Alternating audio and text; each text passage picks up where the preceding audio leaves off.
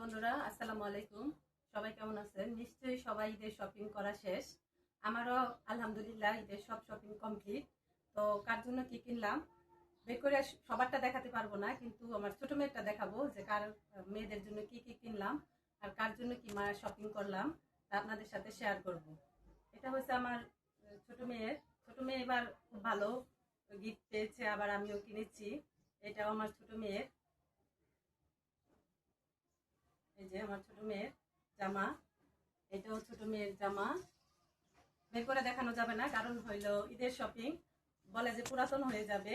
এটাও একটা জামা, এই যে দেখেন, এই যে আরেকটা, এটাও আরেকটা। এগুলা সব আমার ছোট মেয়ের। আর এটাও আমার ছোট মেয়ের জুতা। এখনো অনেক কিছু কিছু টুকিটাকি অনেক কিছুই বাকি আছে। এটা বড় মেয়েরটা দেখানো যাবে না, নিষেধ। এটাও বড় মেয়ের, ভিতর থেকে কিছু বের করানো যাবে না। এটাও বড় মেয়ের জামা। তো আর এটা হলো আমার শাশুড়ি মার জন্য এই শাড়ি কিনেছি। আর এই হলো আমাদের ঈদের মেয়েদের জন্য আর শাশুড়ি মায়ের জন্য মার্কেট কমপ্লিট করলাম। আপনাদের বাইরের মার্কেট এখনো বাকি আছে। ওইটা হইলো ওর ছুটির পরে, মানে অফিস ছুটি হয় না এখনো, ছুটির পরে ও কেনাকাটা করবে। ওটা নিজের পছন্দে কিনবে, তাই আমি কিছু কেনাকাটা করি নাই, শুধু মেয়েদের জন্য কেনাকাটা করলাম। যাই হোক, আলহামদুলিল্লাহ মেয়েদের শপিং কমপ্লিট হলো। এটাই আলহামদুলিল্লাহ, মেয়েদের কেনাকাটা হয়েছে, এটাই আমার অনেক আনন্দ লাগছে। তো যাই হোক, আপনাদের সাথে শেয়ার করলাম।